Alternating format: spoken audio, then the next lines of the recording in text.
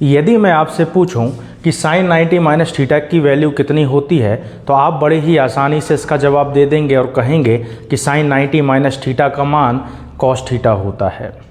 लेकिन आपने कभी ये जाना है कि साइन 90 माइनस थीटा की वैल्यू कॉस थीटा ही क्यों होती है? तो हमें यही जानना है कि क्यों साइन 90 माइनस थीटा की वैल्यू कॉस थीटा होती है। इसके लिए आपको एक थोड़ी सा बेसिक पता होना चाहिए ट्रिग्नोमेट्री का, वो आप सभी को पता ही होगा। जैसे कि ट्रिग्नोमेट्री में हमें 6 रेशो पता है, साइन, कॉस, टेन, कॉट, सेक, कोसेक।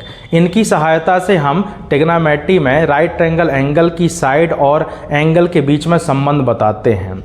तो हम इसकी सहायता से आज ये जानेंगे कि साइन 90 माइनस थीटा का मान कॉस थीटा ही क्यों होता है, इसकी जगह में कोई और रेशो क्यों नहीं आता। तो चलिए हम इसको जानते हैं। इसके लिए हम राइट एंगल ट्रायंगल को लेके चलते हैं। पर राइट एंगल ट्रायंगल बना रहा हूँ, ये राइट एंगल ट्रायंगल है। इनके मैं पॉइंट रख देता हूँ। ये पॉइंट हो गया ABC और ये वाला एंगल 90 डिग्री का होता है, इसलिए इसको राइट एंगल ट्रायंगल बोला जाता है। और आपको पता है कि ये बिल्कुल सीधी लाइन जो है इसको हम परपेंडिकुलर लंब बोला जाता है, और जो बिल्कुल लेटी हुई लाइन है इसको हम बेस आधार बोलते हैं। और 90 डिग्री के जस्ट सामने वाली जो लाइन होती है, साइड होती है, इसको हम हाइपोटेनियस और हिंदी में कर्ण बोला जाता है। तो ये 3 प्रकार की हमारे पास साइड हैं जिनको हम मिला देंगे इस प्रकार से, और एक एंगल 90 डिग्री का होगा तो राइट एंगल ट्रायंगल बोला जाता है।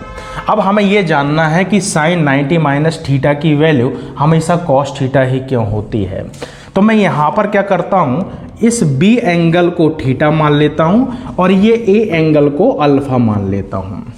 अब जानते तो ये है कि C एंगल की वैल्यू हमारे पास 90 डिग्री है, और ये B एंगल को मैंने थीटा माना और A एंगल को मैंने अल्फा माना। अब हमें ये चेक करना है कि ये थीटा और ये अल्फा में किस प्रकार से संबंध है। तो आप सभी जानते हैं कि ये 90 डिग्री का एंगल है, तो ये थीटा और ये अल्फा मिलकर 90 डिग्री ही होंगे। और हमें ये भी पता है कि ट्रायंगल की तीनों एंगलों का योग हमेशा 180 डिग्री होता है। तो हमें यहाँ पर ये अल्फा वाला एंगल ज्ञात करने की कोशिश करते हैं।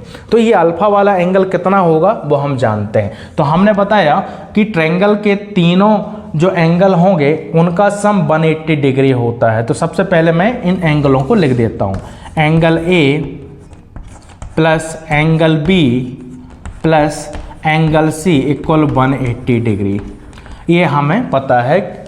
अब यहाँ पर हम इनकी वैल्यू रख देते हैं, सिंपल। अब देखिए एंगल B को मैंने थीटा माना, एंगल A को अल्फा माना और एंगल C हमारा 90 डिग्री है। तो यहाँ पर एंगल A को मैं अल्फा लिख देता हूँ, एंगल B को थीटा लिख देता हूँ और एंगल C को मैं 90 डिग्री लिखता हूँ।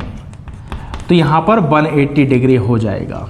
अब मुझे ये पता करना है कि ये अल्फा एंगल का मान कितना होगा। आप ऐसे भी देख के ये बता सकते हैं कि त्रिभुज के तीनों कोणों का योग 180 अंश होता है, तो 90 प्लस थीटा प्लस अल्फा ये 180 के बराबर होगा। तो इसी प्रकार से मैंने यहाँ पर लिखा alpha plus theta plus 90 equal 180। तो मैं यहाँ पर अल्फा की वैल्यू निकालता हूँ, alpha plus theta equal 180 degree minus 90 degree, यहाँ पर चला जाएगा माइनस हो जाएगा। तो अल्फा प्लस थीटा इक्वल 180 में से 90 जाएगा तो ये 90 होगा। तो मैंने अभी बताया था कि थीटा और अल्फा की जो वैल्यू होगी वो 90 डिग्री के इक्वल होगी। तो यहाँ पर अल्फा की वैल्यू कितनी हो जाएगी, तो 90 डिग्री माइनस थीटा। तो यहाँ पर मुझे अल्फा की वैल्यू पता चल गई कि अल्फा की वैल्यू होगी 90 माइनस थीटा। तो अब मुझे ये पता चल गया है कि इसका मान होगा 90 माइनस थीटा।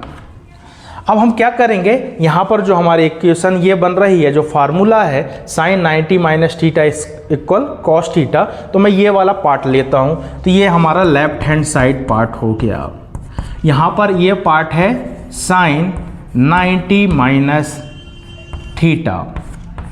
अब यहाँ पर हमें साइन 90 माइनस थीटा का मान हमें पता करना है कि कितना होता है। तो आपको ये रेशो तो पता है, साइन का रेशो कितना होता है, परपेंडिकुलर अपॉन हाइपोटेनियस। तो यहाँ पर मैं परपेंडिकुलर अपॉन हाइपोटेनियस रख देता हूँ।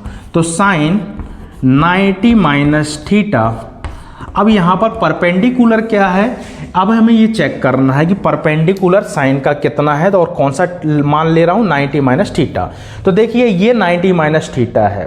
अब इसके लिए परपेंडिकुलर क्या होगा हमें ये जानना है। जब थीटा एंगल को लेकर चलते हैं तो इसका परपेंडिकुलर AC कहलाएगा और इसका बेस BC कहलाएगा। लेकिन जब हम एंगल अल्फा ले रहे हैं, ये एंगल अल्फा लेने पर इसका परपेंडिकुलर BC कहलाएगा, ना कि हमारा AC कहलाएगा। आप ये देख लेंगे इस एंगल के ये सामने वाली जो साइड रहेगी वो हमारा परपेंडिकुलर कहलाएगा, ये बदल जाएगा। ये मैंने थीटा एंगल के लिए बेस लिखा है, थीटा एंगल के लिए परपेंडिकुलर लिखा है, लेकिन जब अल्फा एंगल ले लेंगे तो अल्फा एंगल के लिए हमारा परपेंडिकुलर BC कहलाएगा और अल्फा एंगल के लिए बेस AC कहलाएगा। तो यहाँ पर ध्यान से आप ये देखिए कि परपेंडिकुलर अब हमारा अल्फा एंगल मतलब 90 माइनस थीटा के लिए परपेंडिकुलर हमारा BC होगा। तो मैं यहाँ पर BC रख देता हूँ और हाइपोटेन्यूस तो हमारा AB ही होगा। तो इस प्रकार से मैंने ये इक्वेशन का लेफ्ट हैंड साइड लेके सॉल्व किया, इसको 1 इक्वेशन में बोल देता हूँ। अब मैं cos थीटा लेता हूँ। अब ये राइट हैंड साइड वैल्यू है, तो cos थीटा को मैंने लिया और cos थीटा का आपको रेशो पता है कि बेस अपॉन हाइपोटेनियस होता है। तो मैं यहाँ पर बेस अपॉन हाइपोटेनियस होता है, तो ये लिख देता हूँ। अब देखिए थीटा एंगल ले रहा हूँ, तो इस ट्रायंगल में थीटा एंगल यहाँ पर है, इसके लिए हमारा परपेंडिकुलर हमारा AC होगा और बेस हमारा BC होगा, क्योंकि ये वाला एंगल है। तो इसके सामने वाला जो लाइन होगी, साइड होगी, वो हमारा परपेंडिकुलर कहलाएगा और बेस हमारी ये BC होगी। तो यहाँ पर जो हमारा बेस है इसके लिए BC है और हाइपोटेन्यूस हमारा तो AB ही रहेगा, इसमें तो कोई दिक्कत है नहीं है। तो ये इक्वेशन मैं सेकंड दे देता हूँ। अब ध्यान से देखिए कि मेरा राइट हैंड साइड और लेफ्ट हैंड साइड दोनों की वैल्यू क्या आ रही है, इक्वल आ रही है। दोनों की वैल्यू इक्वल आ रही है, BC upon AB, BC upon AB, दोनों इक्वेशन हमारी इक्वल है। मतलब right hand side equal left hand side, दोनों ही वैल्यू इक्वल आ रही हैं, इसलिए हम इसको लिखते हैं sin 90 minus theta equal cos theta. और इसलिए हमें इसको याद करवाया जाता है कि sin 90 माइनस थीटा की वैल्यू cos थीटा ही होगी। इस cos थीटा की जगह में कोई भी रेशो नहीं हो सकता ट्रिग्नोमेट्री का, केवल cos ही होगा। तो sin 90 माइनस थीटा की वैल्यू cos थीटा होती है।